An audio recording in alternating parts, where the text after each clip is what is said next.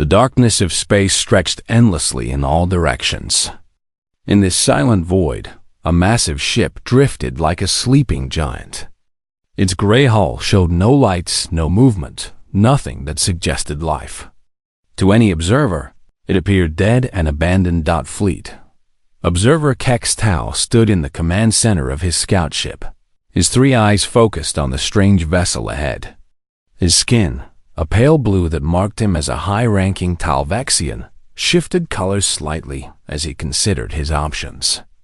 The ship before them was enormous, easily 3 times the size of his own flagship. Yet their scans showed almost no energy output. Just basic systems, barely enough to keep the air flowing inside. "This makes no sense," his science officer reported, manipulating the holographic display with 6 slender fingers. A vessel this large should require massive power just to maintain structural integrity. But we're reading almost nothing.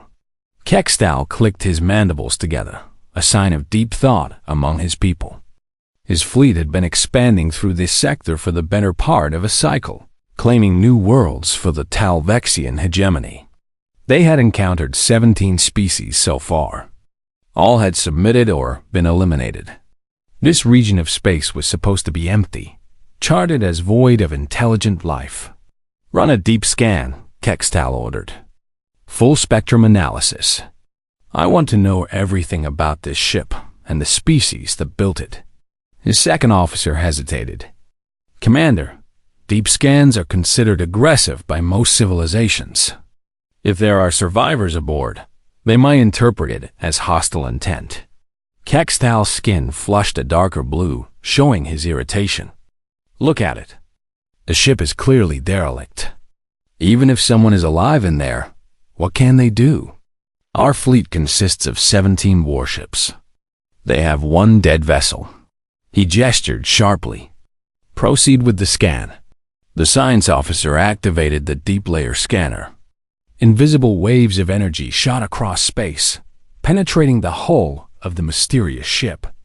The scanner would read everything, from the molecular structure of the hull to the contents of any computer systems aboard. It was technology that had helped the Talvexians dominate this entire region. Knowledge was power, and they were about to learn everything about this primitive species. Inside the mysterious ship, Captain Haiyan Wu sat in his command chair, appearing relaxed. His uniform was clean and pressed, showing the insignia of the United Nations Expeditionary Service on his shoulder. Around him, his bridge crew worked quietly at their stations. The lights were dimmed to minimal levels, and most systems showed as offline or in standby mode. But it was all an act. A very careful, very deliberate act. "Captain," Ji-Won spoke from her position as second in command. Her voice was calm and professional. "The alien vessels are initiating a deep scan. The beam has penetrated outer hull sections." Haiyan Wu didn't move, didn't show any reaction. He had expected this. Humanity had been watching the Talvexian expansion for months, studying their tactics and technology from a distance. Every species they encountered, they scanned first. It was their pattern, their weakness. They believed their technology made them superior, made them safe. "How long until the scan reaches our core systems?" Haiyan Wu asked. Tactical Officer Young Sik checked his console. 40 seconds at current penetration rate. "Let it reach secondary computer banks," Haiyan Wu decided. "I want them to see enough to think they know everything. Then lock them out." His crew understood immediately. This entire mission had been planned around this moment. The Yoon's Indomitable wasn't a derelict ship. It was bait. Earth's military command had studied the Talvexians carefully. They were aggressive, expansionist, and overconfident. They believed themselves the dominant power in this region of space. It was time to teach them otherwise. Chief Engineer Daesung monitored his console carefully from the engineering station. "Captain, their scan is accessing our secondary databases now. They're reading ship specifications, crew complement, basic weapon systems. Good, Hyanwu said quietly. Let them think they understand. The scan continued, pulling data from the Indomitable's computers. The Talvexians would see a human ship, built by a species called humans from a planet called Earth. They would see basic information about human physiology, standard weapons arrays, conventional reactor technology. Everything the scan revealed would suggest a species roughly equivalent to the others the Talvexians had conquered. Maybe slightly more advanced in some areas, but nothing threatening. What the scan wouldn't reveal were the hidden systems, the weapons that had been powered down completely, leaving no energy signature. The advanced artificial intelligence that ran the ship's defensive protocols, currently dormant. The armor plating made from materials that didn't exist in any Talvexian database. The crew who had trained their entire lives for combat in ways the Talvexians couldn't imagine. Suddenly, alarms erupted across the Indomitable's bridge. Red lights flashed as the ship's eye detected the foreign scan penetrating too deeply. Automated defensive protocols, designed to protect classified information, activated instantly. Scan has triggered our AI defenses, Daesung reported, his hands flying across his console. They've accessed restricted files. The system is fighting back. Youngseek's tactical display lit up like a festival. Captain, 17 hostile vessels now surrounding our position. They're powering weapons and shields. I think they detected our AI response. Hyanwu allowed himself a small smile. Everything was proceeding exactly as planned. The Talvexians had just scanned a human warship without permission. They had accessed classified military information. Under the Terran Naval Code, that was an act of aggression. It gave Earth forces full legal authority to respond with force. More importantly, it meant the war that both sides knew was coming had just begun. And humanity had fired no shots. The Talvexians had started this themselves.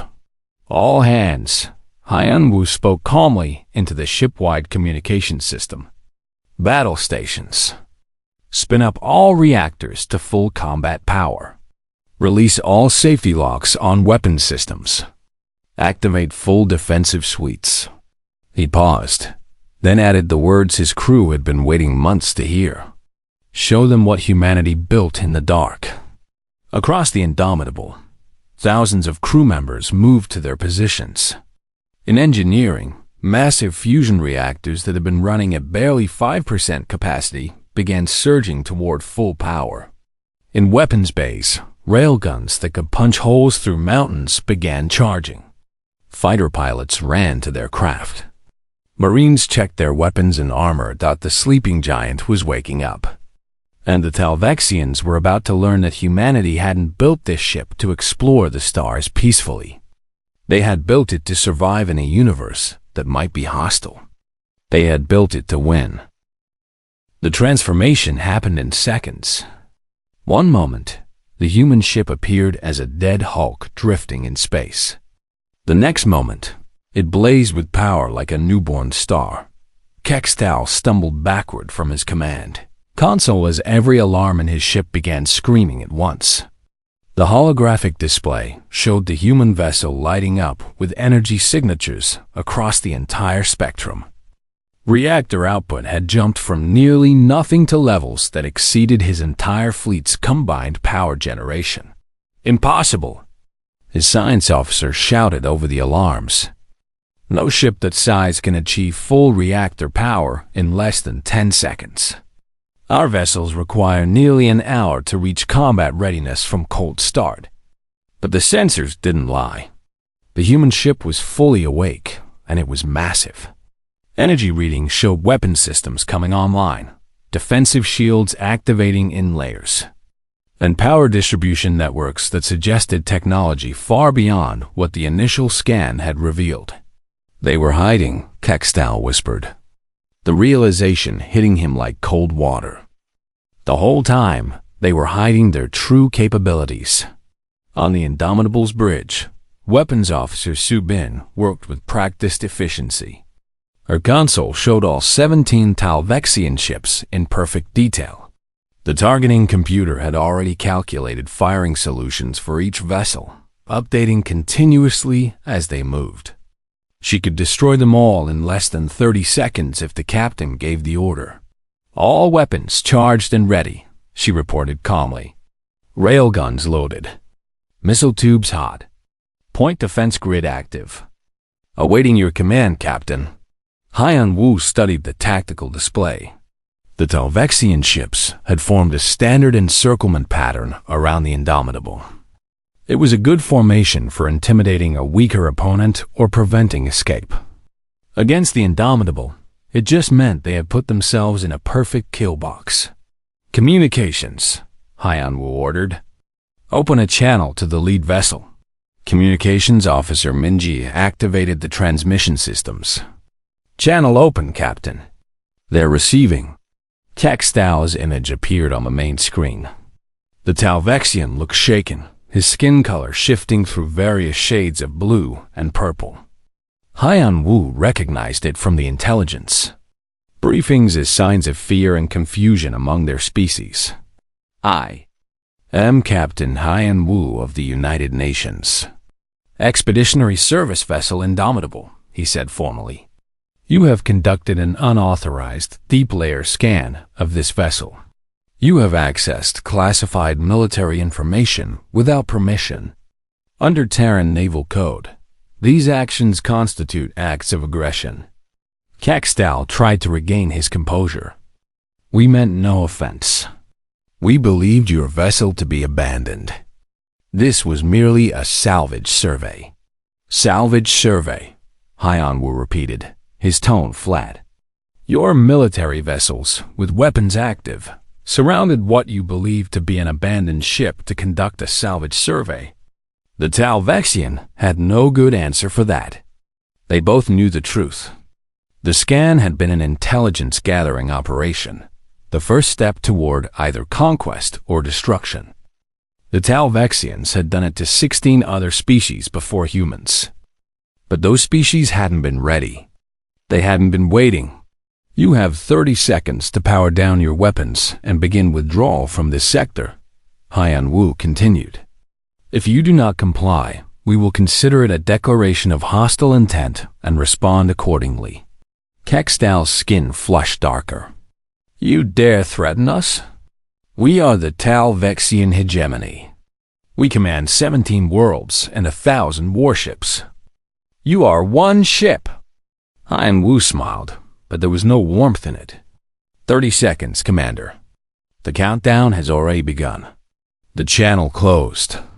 On the Indomitable's bridge, Science Officer Taehyun spoke up from his station. He was younger than most of the bridge crew, but his analysis had been crucial to understanding the Talvexians. "Captain, I've been reviewing the data we collected on their civilization. Every species they've conquered had one thing in common. They all evolved on peaceful worlds. No major predators, stable climates, abundant resources. They never had to fight for survival the way we did." Haiyan Wu nodded. He had read the same reports. Earth was different. Humanity had evolved as hunters, as survivors. Their planet had ice ages, mass extinctions, predators that could kill with tooth and claw. And when they finally reached the top of the food chain, humans had started fighting each other.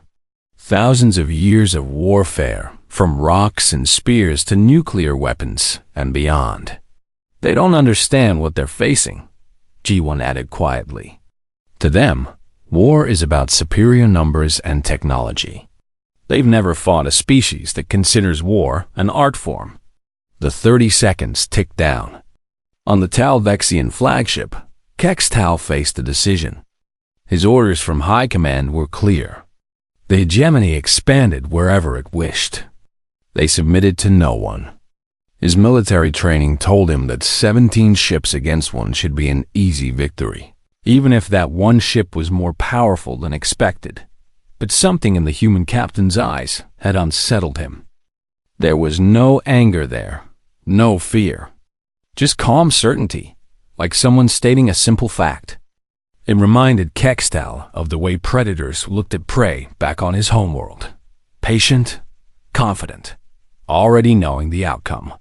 All ships, Kextal ordered, maintain position. Charge weapons to full. If they make any aggressive move, fire at will. The 30 seconds expired. The Indomitable did not fire its weapons. No missiles launched. No railguns roared. Instead, Communications Officer Minji transmitted a single message on all frequencies, in every known language, spreading out across space in all directions. Humanity remembers. Just 2 words. But the way the human captain had said them, they sounded like a promise. Or a threat. Or perhaps both. Kextal didn't understand the meaning. It seemed like nonsense, perhaps a translation error. But he would soon learn what those words meant. They meant that humanity never forgot those who threatened them. They remembered every enemy, every battle, every lesson learned in blood and fire. And they passed those memories down through generations, teaching each new wave of humans what their ancestors had learned about survival. The Talvexians were about to become another lesson, another memory for humanity to carry forward. Sir, Kextal's communication officer spoke urgently. That transmission is propagating across all known space. It's being picked up by relay stations, civilian ships, even planetary networks. Within hours, every major civilization in this sector will have received it. Kextal felt cold. The humans weren't just talking to him. They were announcing their presence to the entire galaxy, declaring themselves openly for the first time. And they had chosen to do it here, now facing his fleet. On the Indomitable, Haiyan Wu stood from his command chair.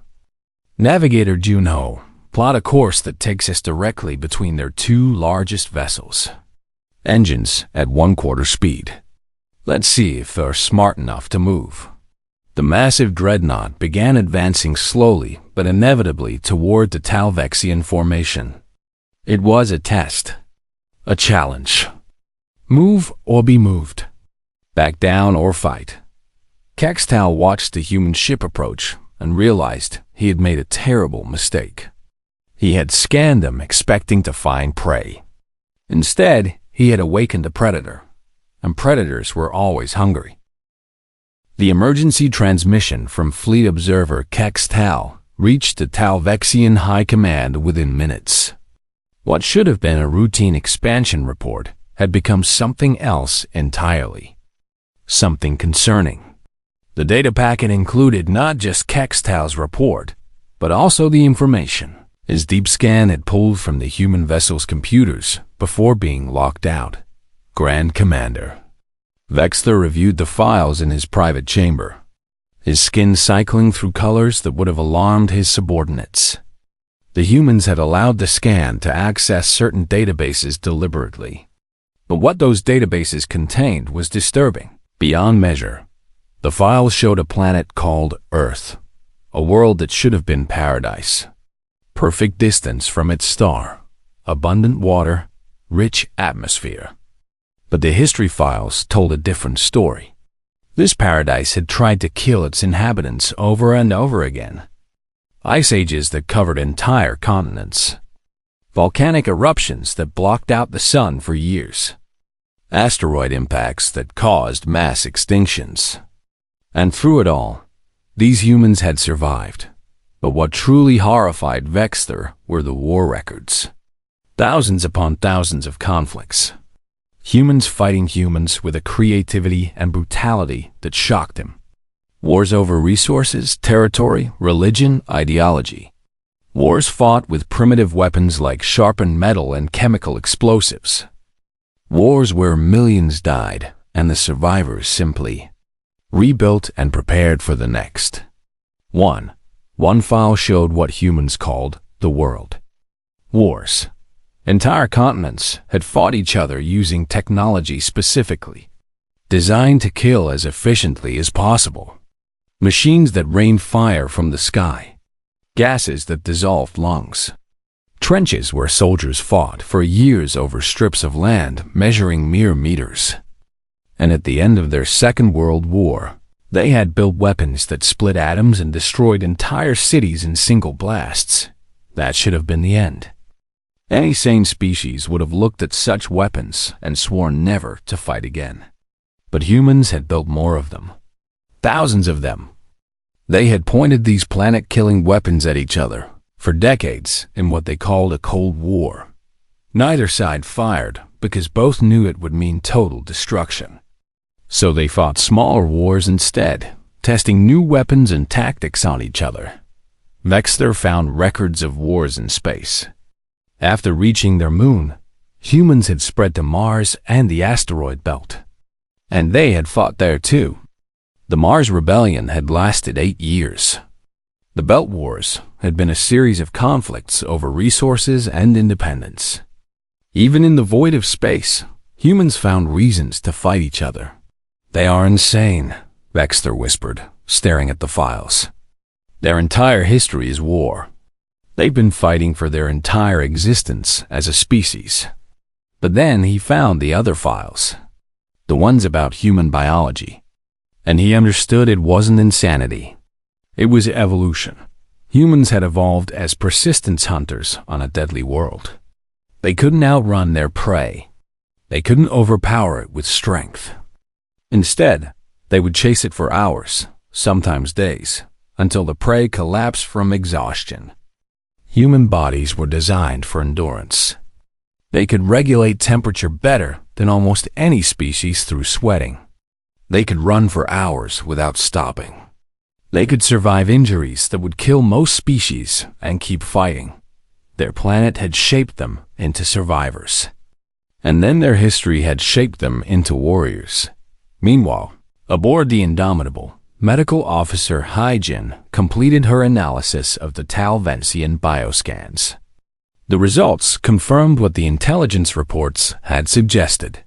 "They're physically superior to us in almost every measurable way," she reported to Captain Hyam-Woo. "Stronger, faster, more resistant to radiation and pressure changes. Their muscle density is roughly 40% higher than ours. In hand-to-hand combat, they would dominate." Navigator Junho looked up from his console. "Then how do we fight them?" Hyam-Woo smiled. "We don't fight them hand-to-hand. We fight them the way humans have always fought superior opponents. We outlast them. We outthink them. We make them fight on our terms, not theirs." Ji-Won added her own analysis. "Their military records show they prefer short, decisive engagements. Overwhelming force applied quickly to break enemy resistance. Every species they've conquered fell within weeks, sometimes days. Because those species weren't ready for war," Hyam-Woo said. "They hadn't spent thousands of years perfecting the art of killing each other. We have." The standoff continued in space. The Talvexian fleet maintained their encirclement, weapons charged but not firing. Kextal had transmitted his findings back to High Command and was awaiting orders. He didn't want to start a battle he might not win. Then he made his fatal mistake. Pride overruled caution. He looked at his tactical display and saw 17 ships against one. His vessels were good, tested in combat against multiple species. The human ship was alone, far from any support. Even if it was more advanced than expected, the numerical advantage was overwhelming. "All ships," Kextal ordered, "weapons free. Concentrate fire on the human vessel. Destroy it." 17 warships opened fire simultaneously. Energy beams and kinetic projectiles filled space, all converging on the Indomitable. It was enough firepower to shatter a small moon. It should have been more than enough to destroy one ship. No matter how advanced, the Indomitable's point defense grid activated instantly. Weapons Officer Su Bin had been waiting for this moment. Thousands of small, rapid-fire guns emerged from hidden ports across the ship's hull. They tracked every incoming projectile with computer precision and opened fire. The space around the Indomitable became a wall of defensive fire. Kinetic rounds were intercepted and destroyed before reaching the hull. Energy beams were scattered by defensive shields that activated in layered sections, absorbing and dispersing the energy. Not a single shot reached the ship's armor. Their point defense is impossible. Kextau's tactical officer shouted. Nothing has that kind of accuracy. But humans had been building point defense systems since the early space age. They had started with simple guns to shoot down missiles. Over centuries, they had refined the technology, learning from every conflict. The Indomitable's defensive grid was the result of hundreds of years of humans shooting at other humans and learning how to avoid being shot. Return fire, Haiyan Wu ordered calmly. Disable their weapons and engines. I want them alive to deliver a message. Su Bin's fingers danced across her console. The Indomitable's railguns spoke with thunderous electromagnetic roars that echoed through the ship's structure. Projectiles, the size of telephone poles, accelerated to a significant fraction of light speed in seconds. They crossed the distance to the Talvexian ships, almost instantaneously.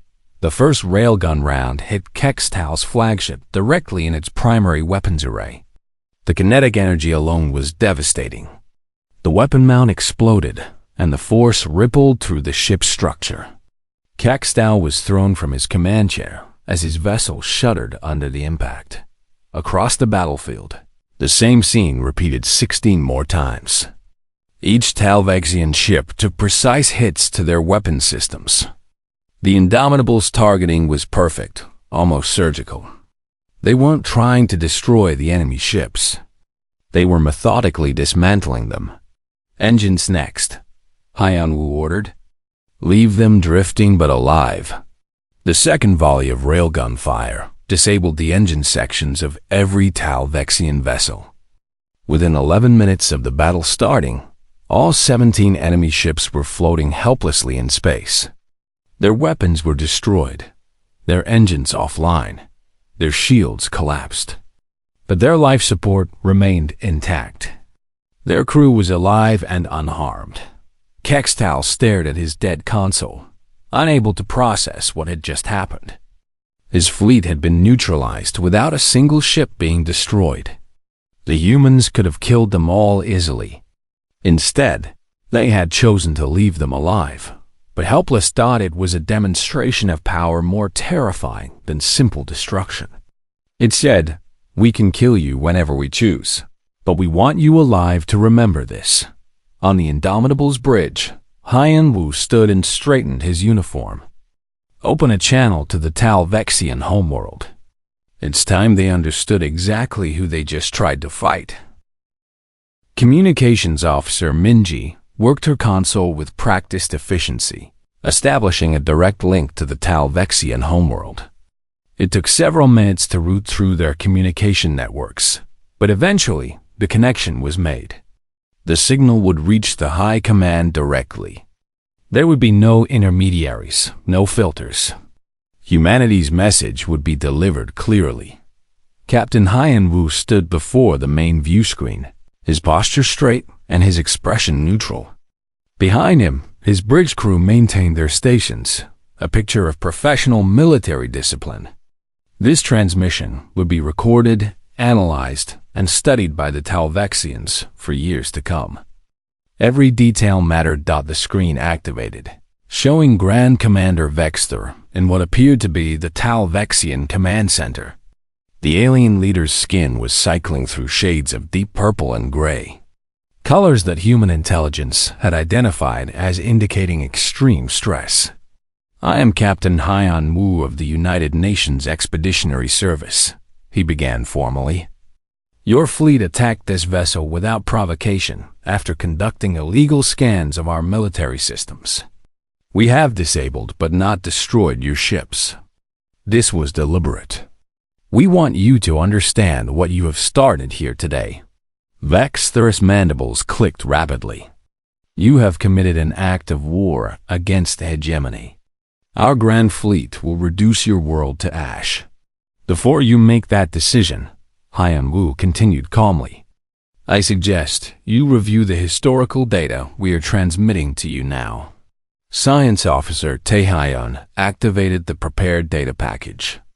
It was massive, containing hundreds of hours of video, documents, and detailed records. All of it was unclassified historical information that humanity had decided the galaxy should see. It was time to introduce themselves properly. The transmission began with Earth itself. Beautiful images of blue oceans, green continents, white clouds. A paradise world. But then the historical records started. The Ice Ages came first. Footage created from archaeological evidence showing glaciers covering half the planet. Temperatures dropping so low that most life should have died. But primitive humans survived, adapting and spreading across the frozen world. Then came the volcanic eruptions.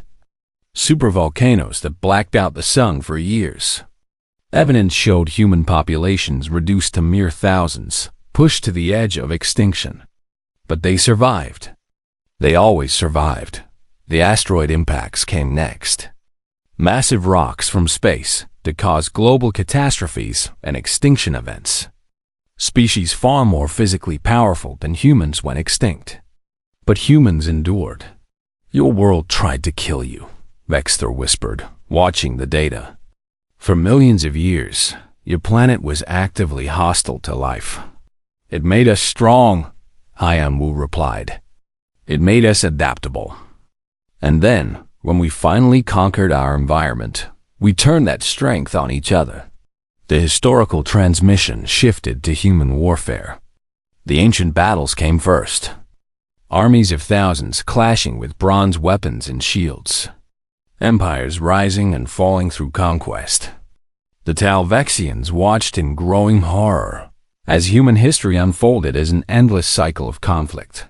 The medieval period showed castles built specifically to withstand siege warfare. Weapons designed to pierce armor. Entire populations mobilized for war efforts. The Talvexians had never seen anything like it. Their own history had perhaps a dozen significant conflicts over thousands of years.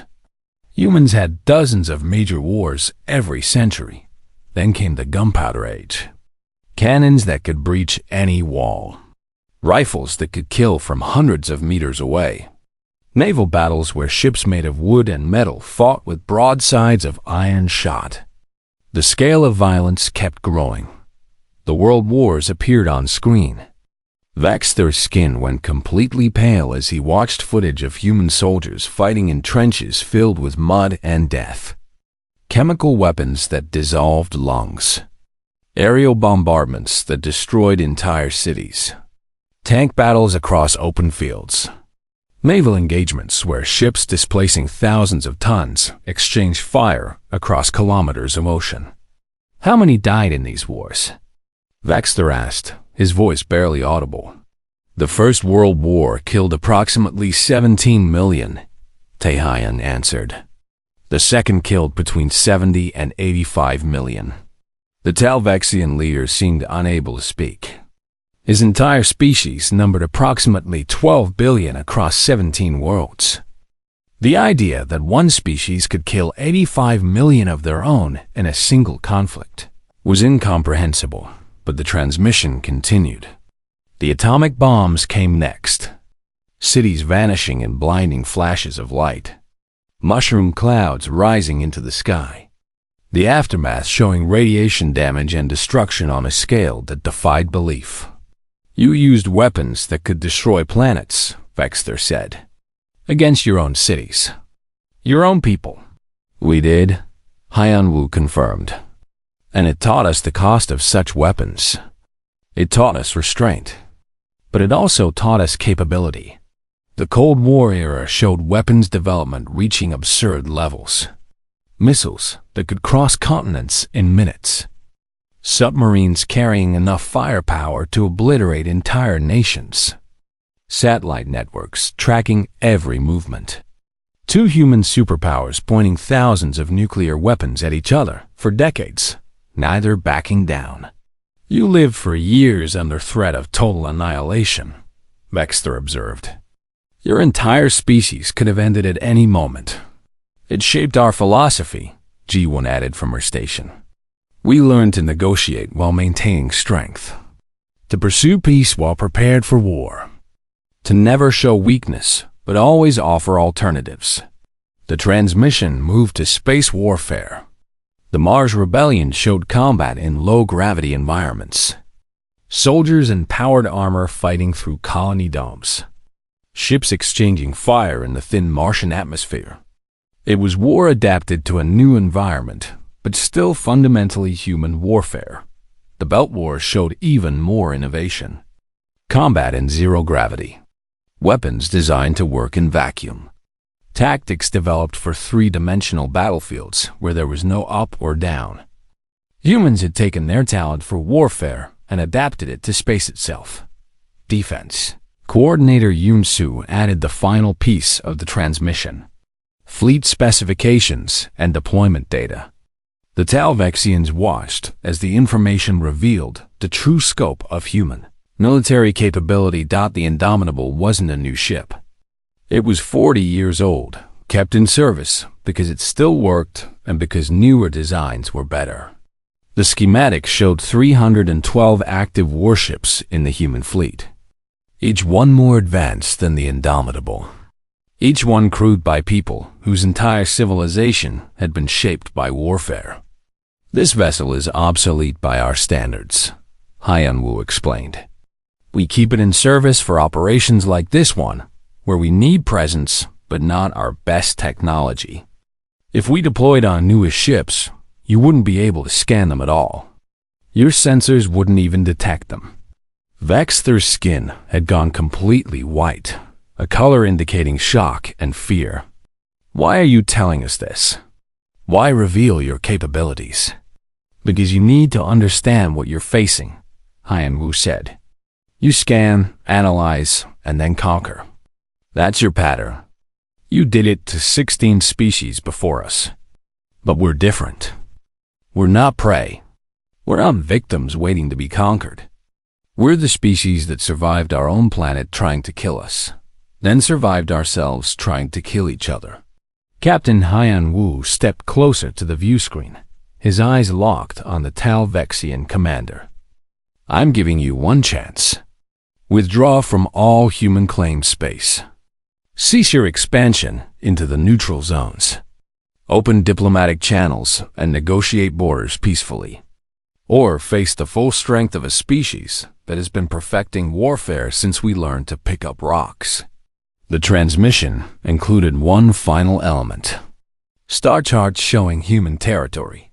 It was smaller than Talvexian space, but strategically positioned. And it was defended by a military that had never known true peace. We didn't seek this conflict, Hyun-woo concluded. We came to the stars hoping to find peace. But we brought our history with us. We brought our capabilities. We brought our determination to survive. Attack us, and you'll discover what happens when you fight a species that considers war not an occasional necessity, but a fundamental part of our existence. The transmission ended. The silence that followed was absolute. Vexter stared at the now dark screen, his mind trying to process what he had just seen. The hegemony had conquered 17 species. All of them had resisted. None had truly frightened him, but these humans terrified him. The Talvexian High Command convened an emergency session. Grand Commander Vexter stood before the Council of Seven, the ruling body of the entire hegemony. They had reviewed the transmission from the human captain. They had analyzed the historical data. And they had made their decision. The humans have shown us their hand, Council Leader Dexner declared, his skin displaying the deep crimson of absolute authority. They revealed their fleet strength and capabilities. They believe this display will frighten us into submission. They are wrong. The hegemony has never retreated before inferior numbers. Vexter felt his skin shift colors involuntarily. Council Leader, respectfully, I don't believe you fully understand what we saw in that transmission. These humans are warriors. Yes, Exner interrupted.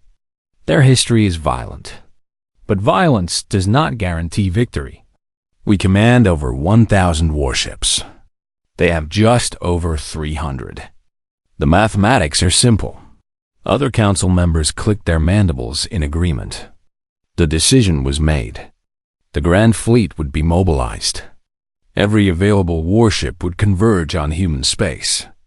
The hegemony would crush this upstart species and teach the galaxy what happened to those who defied them. Aboard the Indomitable, Intelligence Officer Sang-woo detected the massive energy signatures appearing across Talvexian space. Ships dropping out of faster-than-light travel, dozens at a time. Fleet formations assembling at staging points. It was exactly what Human Command had predicted. Captain, Sang-woo reported, the Talvexians are mobilizing their Grand Fleet. Current count is 942 vessels and rising. They're forming up in attack formations. Estimate they'll be ready to jump to our position within 72 hours. Captain Hyun-woo received the report with a slight smile. He had hoped the Talvexians would see reason and choose diplomacy. But he had prepared for this outcome. Sometimes the only way to achieve lasting peace was to decisively win a war. Send the activation codes, Hyun-woo ordered. All UN's vessels full mobilization. Operation Sledgehammer is now active. Across human space, fleet carriers received their orders. Ships that had been positioned carefully over months of planning began moving. The Indomitable had never been alone. It had been the bait, yes, but also the trigger. A single ship sent to draw out the Talvexian response and give humanity the moral high ground when war came. Now the real fleet was moving. Admiral Kyung-suk commanded the UN's Third Fleet from her flagship, the carrier Seoul's Fury. She was a veteran of the Belt Wars, a woman who had spent 40 years in military service. Her gray hair was tied back in a regulation bun, and her eyes were sharp as she studied the tactical displays. All battle groups report ready, her operations officer reported.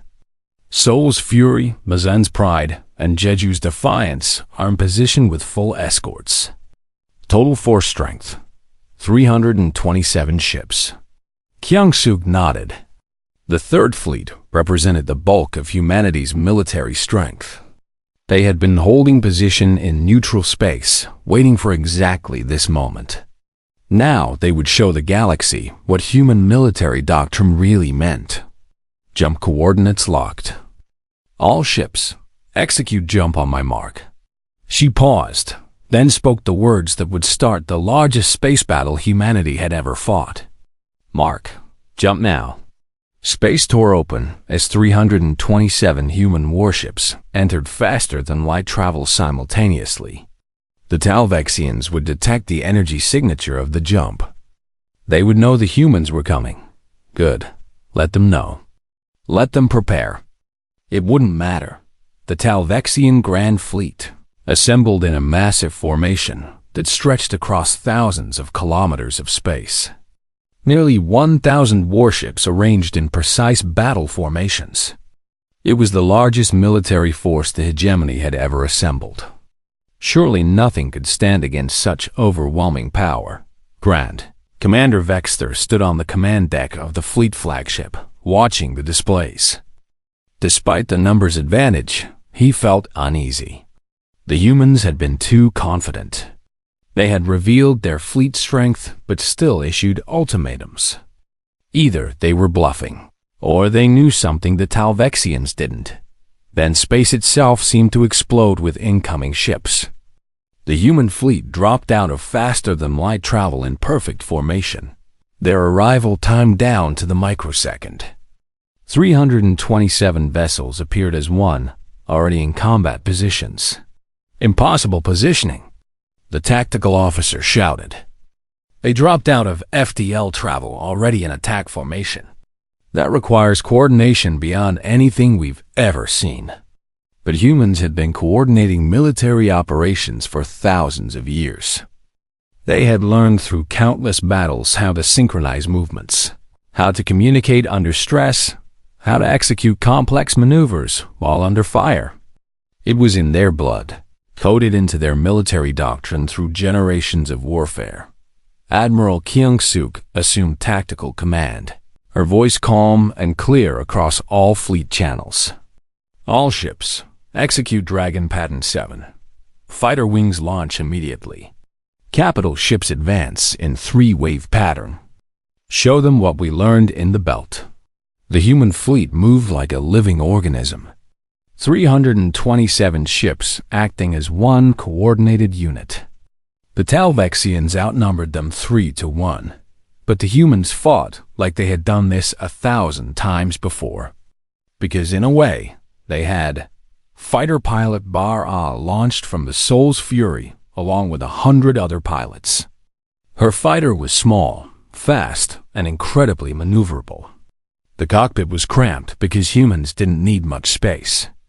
They just needed weapons and engines.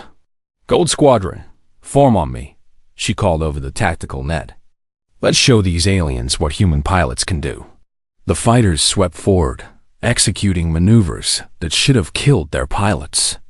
Turns at 8, 9, 10 times Earth gravity. The human body wasn't naturally strong enough to survive such forces. But humans had learned to enhance themselves. Bara wore a pressure suit that helped her body handle the stress. She had trained her entire life to push her limits. And her fighter had been built by a species that understood warfare intimately. Talvexian ships fired defensive weapons at the incoming fighters. Energy beams and projectiles filled space. But human pilots had been dodging enemy fire since the first aircraft took to the sky centuries ago. Baora's fingers danced over her controls, her fighter twisting and rolling through the defensive fire like a dancer. "Missiles away," she called, launching a spread of 6 guided weapons. Each one had its own micro-intelligence system, able to adapt and pursue targets independently. The Talvexians had never seen weapons like these. Their missiles were dumb projectiles that followed predictable paths. Human missiles hunted. On the capital ship level, the battle was even more one-sided. The Talvexian doctrine was simple: close to effective range and unleash overwhelming firepower. It had worked against every species they had conquered. Those species would panic, break formation, and be destroyed piecemeal. The human fleet didn't break. They advanced in coordinated waves, each ship supporting the others. When Talvexian fire concentrated on one vessel, 3 others would shift to protect it. When an opportunity appeared, multiple human ships would focus fire on a single target with devastating effect. Marine. Commander Dong Hyam prepared his boarding parties aboard the carrier. It was a tactic so old-fashioned that the Talvexians had no counter for it. They didn't board enemy ships. They just destroyed them. But humans had been conducting boarding action since ancient times, when warriors would leap from one sailing ship to another with swords. "Drawn, listen up," Dong Hyam called to his Marines. "The Talvexians are physically stronger than us. They're faster. In a straight fight, they'll win. So we don't fight straight. We fight smart. We use every advantage we have. Remember your training. Remember why we're here. Now let's go introduce ourselves." The Marines moved to their assault shuttles, carrying weapons designed for close-quarters combat in zero gravity. They wore powered armor that enhanced their strength and protected them from the vacuum of space. And they carried with them thousands of years of human experience in fighting other humans in every possible environment. The battle raged for 72 hours. The Talvexian Grand Fleet, despite its numerical advantage, was systematically dismantled. Human tactics proved superior at every level. Fighter pilots outmaneuvered their opponents. Capital ships coordinated attacks that overwhelmed defenses. Marines boarded disabled vessels and secured them before they could self-destruct. By the time Admiral Kyung-suk called for a ceasefire, over 600 Talvexian ships had been disabled or destroyed. The human fleet had lost 32 vessels, and while each loss was mourned, the strategic victory was absolute. Grand Commander Vexter sat in his damaged command center, watching his fleet fall apart around him. The humans had been right. Numbers didn't matter. Technology didn't matter. What mattered was that humanity had been at war with itself for thousands of years and had learned lessons the Talvekians couldn't match. The hegemony sued for peace within days. Subject species, seeing humanity's strength, began rebelling. The Talvexian Empire didn't collapse overnight, but it would never again be the dominant power it had been. Captain Hyanwu stood on the bridge of the Indomitable, looking at the stars. Chief Engineer Daesung approached quietly. "Sir, do you think they'll remember this?"